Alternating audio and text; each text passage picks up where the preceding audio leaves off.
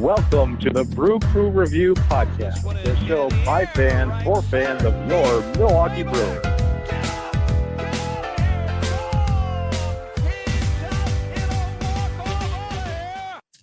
Hi, Brewer fans. Welcome to the Brew Crew Review Podcast with Craig and Vince joining you today. How's it going, Vincers? Going great, Craig. How about you, man? Well, I've seen my first spring training box score of the year, which I love, and the Brewers already started off here in spring training.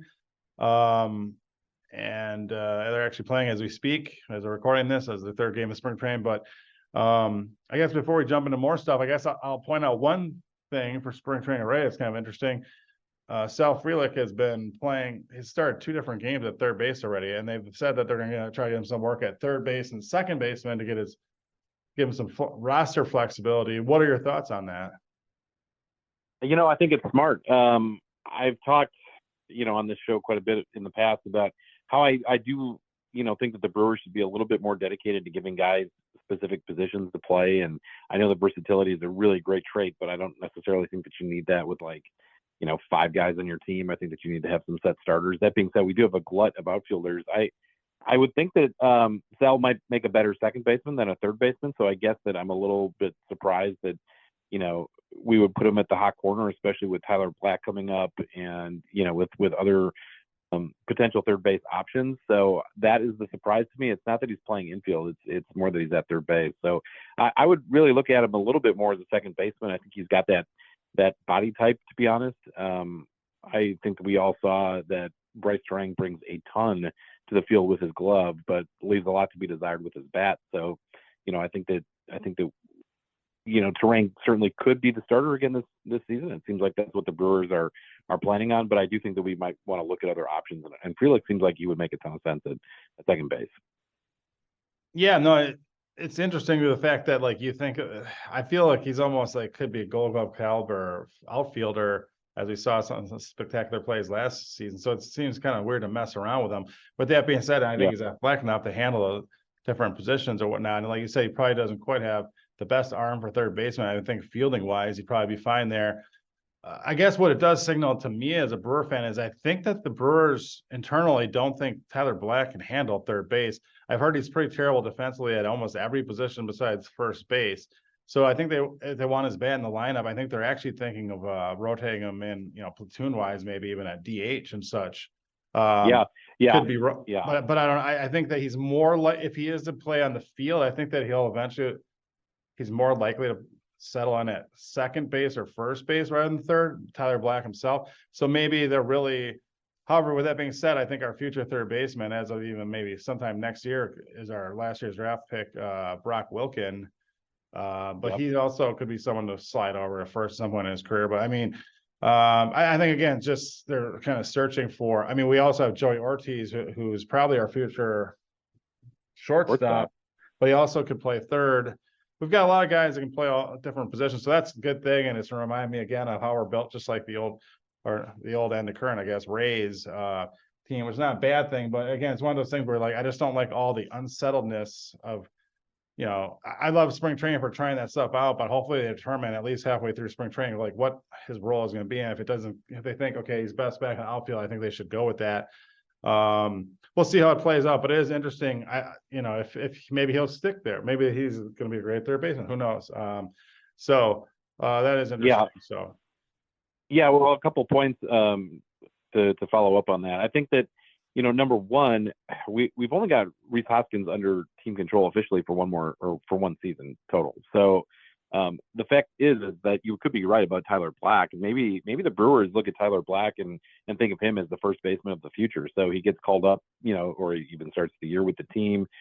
He's a bench bat. He's a guy that can play third. He can play DH. He can play first.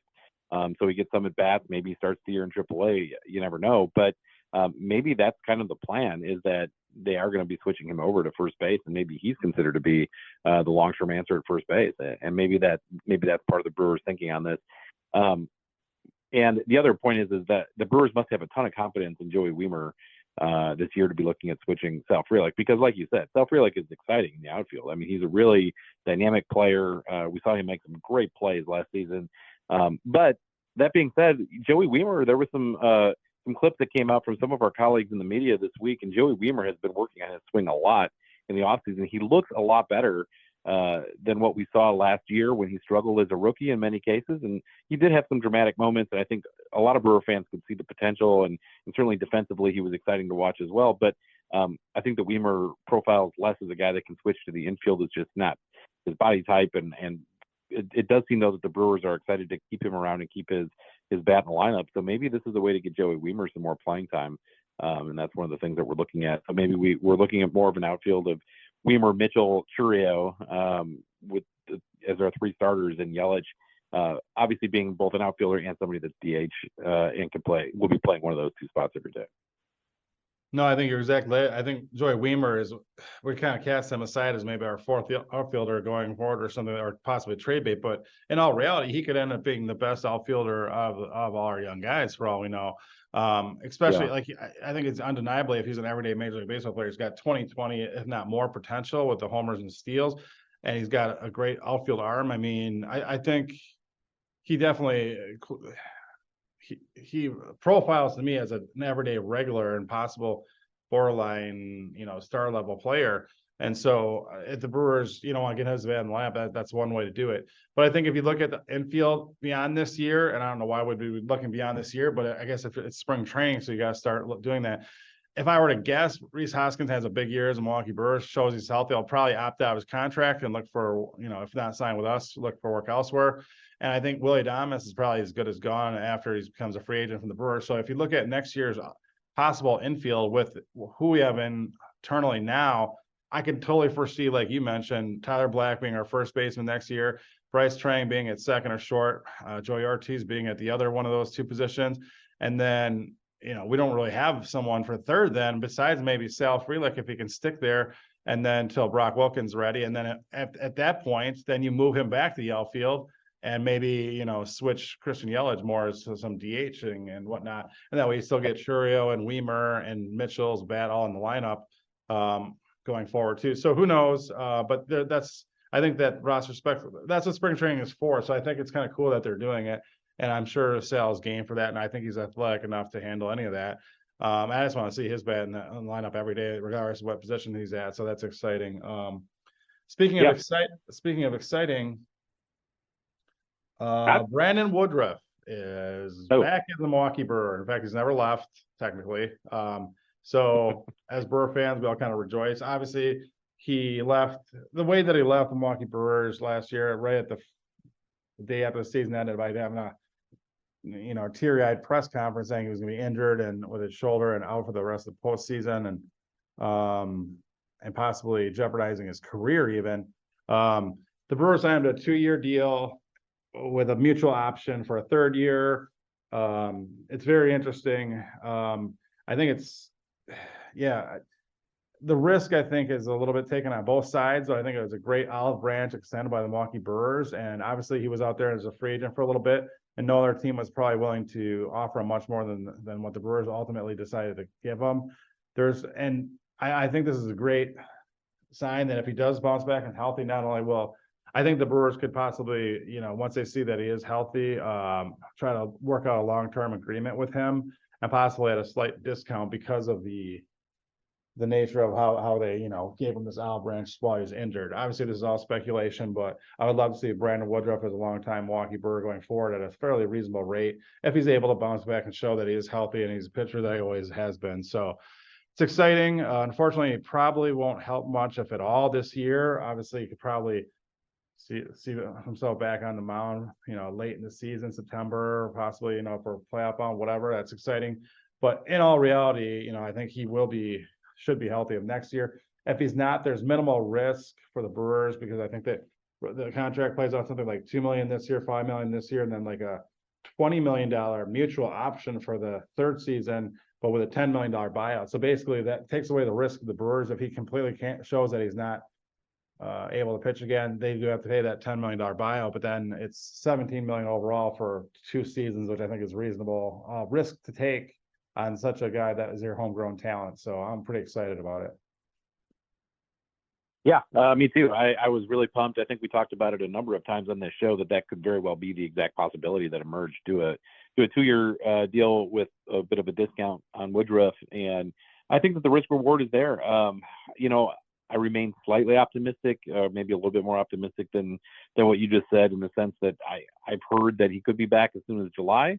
That's probably a tad optimistic, and we don't want to rush him back, of course. But if the Brewers are in contention this year, and there's no reason to think that we will not be, given the state of this division and some of the talent on this team, the idea of getting Brandon Woodruff back for the second half, even in August, would be incredible. So any production out of Woodruff this year is certainly a bonus. And worst case scenario, I guess he's injured for the duration of this contract. But I think the most likely scenario is that he contributes a bit at the end of the season, and that he's back to hopefully being the Brandon Woodruff that we have all known and loved since 2017 next season. So if we get Brandon Woodruff back, though, for the second half and for any push in the playoffs this year, I'm incredibly happy with this signing. And I do think that it was the right thing to do. I don't know that Woodruff didn't get other offers. To your point, though, Craig, I really got the sense that Brandon wanted to come back to Milwaukee the entire time. I think that he said so the day that the news came about the non-tender to begin with. I think that Brandon Woodruff has expressed on numerous occasions his desire to be with the Brewers for as long as possible. And I loved what he said when some of our colleagues talked to him after he resigned here. He just said that he felt like he had unfinished business as a Brewer and wanted to do more in a Brewers uniform. So I think that his love for the organization and for the city and for the fans is genuine. So I'm ecstatic about the move. So it's one of those things where I think that Brandon Woodruff and the Milwaukee Brewers have treated each other well, and this kind of seems like an opposite as the relationship that the Brewers had, and not speculating too much more into detail, but like between themselves and Corbin Burns. And that's ultimately why he got traded. I think, obviously it makes sense for rebuilding. We weren't going to, with a healthy Corbin Burns going into free agency, there's just no way we were going to compete for a contract offer to him as a small market team. And so I think we're more likely to hopefully take somewhat of a discounted offer, long-term offer to Brandon Woodruff if he's able to prove himself healthy. And with Peralta still being locked up for several years on the cheap, with a brilliant contract we signed him to a couple of years ago when he was still kind of bouncing back between the bullpen and the rotation. That was awesome. And so with the two of them, and then of course you've got Aaron Ashby. Make that mistake. I lived in the 90s too, man. His uncle, I get that mixed up. I would say his uncle is former MLB player Andy Ashby, but Aaron Ashby, coming back from his own shoulder problems. He looks healthy this spring, supposedly, from what I hear, and he's aiming to make the rotation right out of camp, which I think is a surprise. And I think that shows that he's ahead of schedule. And again, I really feel like he's got upside of a number 2 or 3 starter, and that's exactly where we need to slot him in now with our current iteration of the Brewers. So that's exciting. And I love this open competition for the other spots. Obviously, Wade Miley is probably guaranteed one of the spots. But you're going to have some competition between DL Hall, our new acquisition, Colin Ray, and Robert Gasser, Carlos Rodriguez. We have some depth, and we still haven't, like we thought, brought in a veteran starting pitching as of yet. But that could still happen here as there's still plenty of free agents out there on the market. But I think I'd rather not give away too many sparks to veterans when we really need to give some of these younger guys start to the major league level for their own development. And you hate to hear that, coming off of such a contending season of NL Central champs, that we have to waste some MLB time on talent, but on development.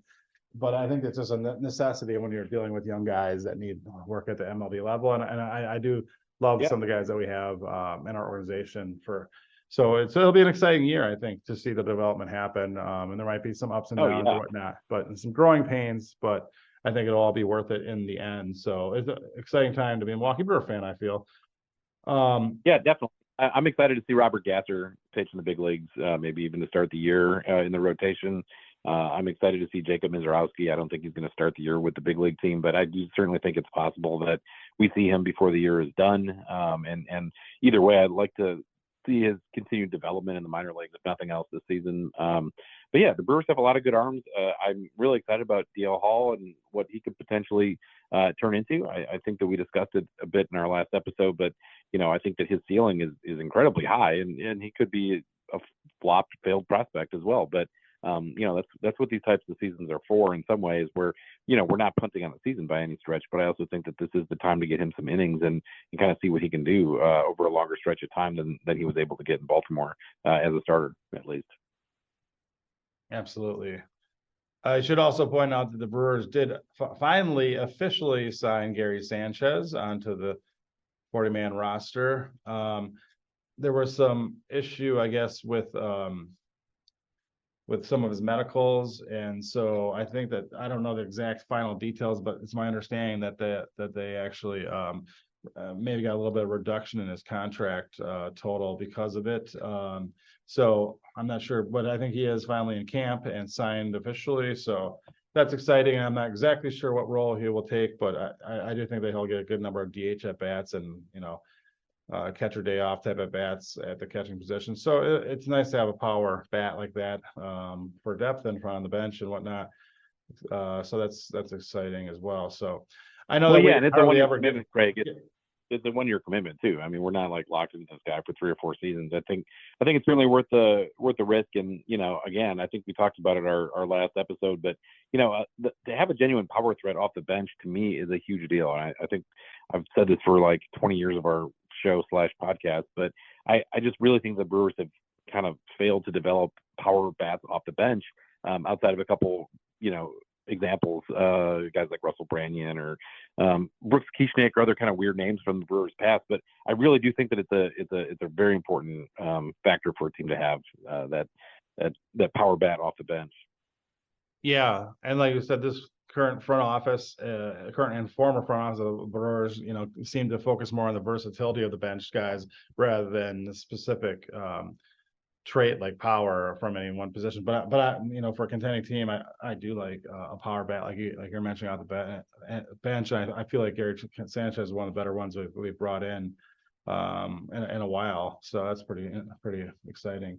One thing that we don't get to very much is our viewer email and mailbag. So you actually have a couple to throw out there. We'll have a little bit of time on this podcast to get to some of them. So I don't know if you want to. Is Scotty on? I don't know if Scotty's on or not, but he was going to read these, I think. Here. He does have his email, Puppy Retriever. Cooper, I believe his name is. So he usually retrieves the emails for us, so to speak. All right. Sounds good, Craig. Let me just pull these up here then if Scotty's not on. Okay. First question comes from our friend on Twitter and social media, Samuel Young. He asks, with Nashville almost certainly being one of the future MLB expansion teams, where do you want the Crew's AAA club to be located going forward? Right? Interesting. Yeah. I guess I'll start by saying I'm not 100%.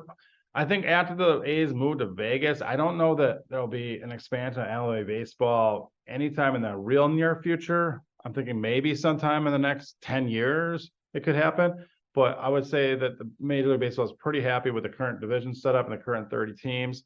But if there is when expansion does happen again, I do agree that Nashville is probably one of the top sites that it could go to. And if that's the case, like you're saying, the Brewers will have to move their AAA team to a different city. I don't know that it really matters. I don't know that there'd probably be somewhere that be that close to Wisconsin necessarily. But yeah, usually so I don't know how to speculate that. What are your thoughts on it, Vince? Well, just generally speaking, I do kind of like the Astros model, and what they've done is they've put like all of their affiliates within a couple hours of Houston, and living down here, that's been real interesting and kind of fun because you can go see a guy on rehab from the big league team at a ballpark 30 minutes away from the Astros stadium. So it's kind of cool because their AAA team is right down the road from Houston, and their AA team is in Corpus Christi, which is just a little like maybe an hour and a half, 2 hours away. So it is kind of cool, and I really do see the value of teams doing that. I think especially for injury purposes, sometimes you need guys up on the big league roster right away because of an injury that happens in a night game. And if you've got a day game the next day, that's something that I think the teams are kind of going to move to a little bit. That being said, I think that I disagree with you a little bit here, Craig. I do think that Nashville is going to get a team. Our anonymous source, Tom Carter, mentioned that Dave Stewart and a few other investors have put together a group already that's been working with Major League Baseball so that when the next round of expansion comes, which I'm going to go ahead and just predict will happen by 2020. I think it'll be announced in 26. I think that there will be a draft after the 27th season, and we'll say 2028. My official prediction right now, based on our anonymous source Tom Carter's tips, that there will be a team in Nashville, because Nashville will be one of the two cities that's given a franchise. Okay, there you go. And as so where the Brewers should go is a totally different question. I love Nashville, as you know, for the Brewers AAA team. I know that, gosh, our show has been going there since 2005. So on a selfish level, I've always loved it, being a Brewers franchise city. I would say that, you could look to other cities in that league, like Louisville. San Antonio makes a lot of sense to go back to that. I know that right now it's a double A home after all the realignment that happened a couple of years ago, but that could very well change again. I think that San Antonio could certainly support a AAA team. I think that there's a history there with the Brewers, so I would say San Antonio is probably my best bet. That's a good guess. And like I said, following the Astros model, unfortunately, there's no AAA league that has like a Midwest presence. So having, besides, Louisville, like Iowa City for the Cubs or something, but yeah. Louisville and Springfield, Missouri, I think are the farthest north teams. So I mean, there's definitely not likely to be one that's in Wisconsin, say like Madison or Green Bay or something like that. If that's what Brewer fans are thinking, unfortunately, again, probably. So I don't even really want to speculate where it'd be, but I agree with you. San Antonio, I think, would be a nice location to have it, or maybe I don't think they have a minor league team like in Austin, do they? I don't know if they could expand one or something, but that'd be... there's a minor league team. Yeah, there is a minor league team just right outside of Austin in Round Rock, the Round Rock. Oh, Round Rock, which okay.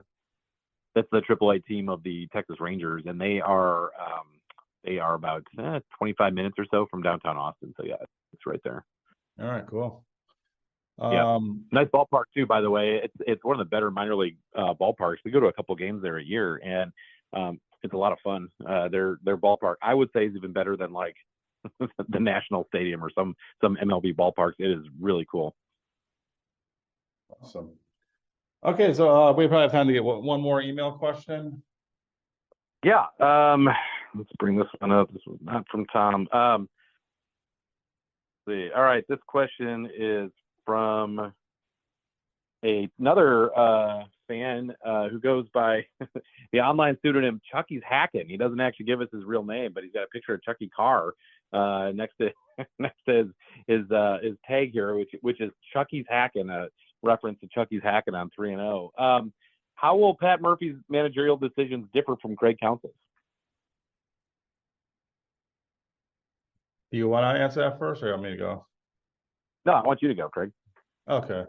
Well, I don't know if casual Brewer fans know this, but Pat Murphy was actually Craig Counsell's college baseball coach back at Notre Dame back in the day. So he actually spent 22 years coaching the college baseball teams, both at Notre Dame and at Arizona State. So, I mean, he's got spring break at Puerto Penasco. We talked to some fans of his from ASU at spring break 06, I think, in Rocky Point, Puerto Penasco, Mexico. Craig, remember? Yeah, I think we did. There were a lot of Pat Murphy fans down there and Brewer fans as well. But no, I mean, I think they have similar styles. Obviously, that Craig Counsell probably, I would assume, got his coaching style from Pat Murphy, which would make sense.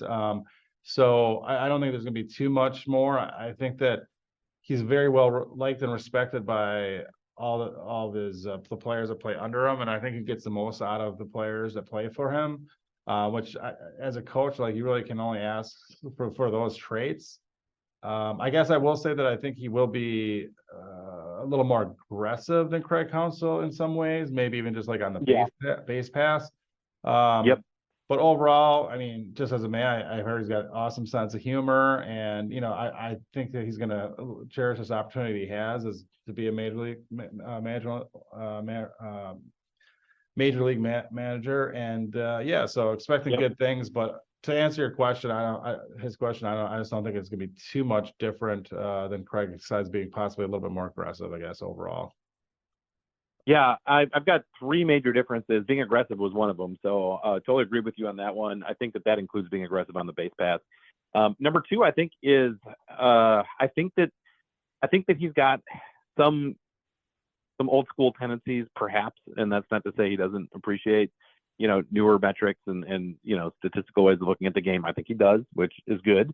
But I also think that he might do things that are a little different than Craig when it comes to, like, for instance, when Corbin Burns was throwing a no-hitter through 8 innings in 2021.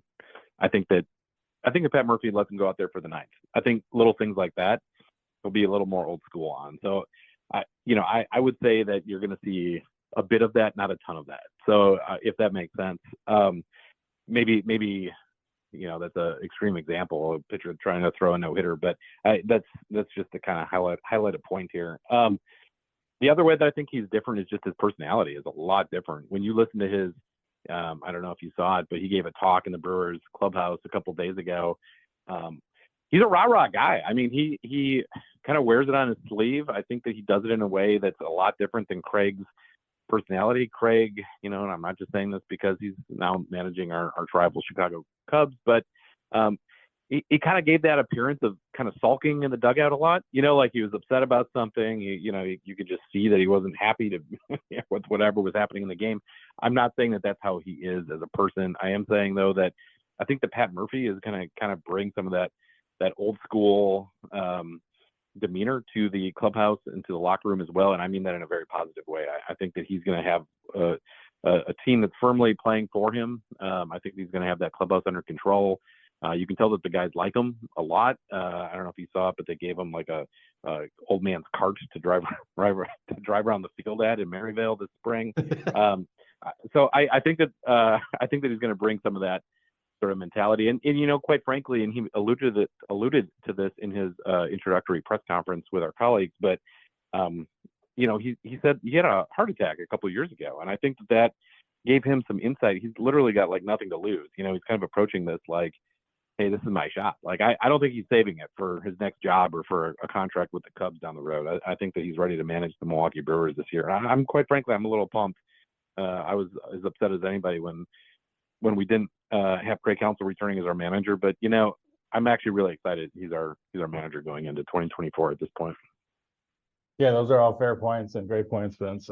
I will say that in my mind, he's going to be a little bit, he's more old school than Craig, which is one trait I think I'm going to really like. And for some reason, I'm just like conjuring visions of like Lou Brown from the movie Major League, which if for all you younger Brewer fans is from the 1900s and 80s.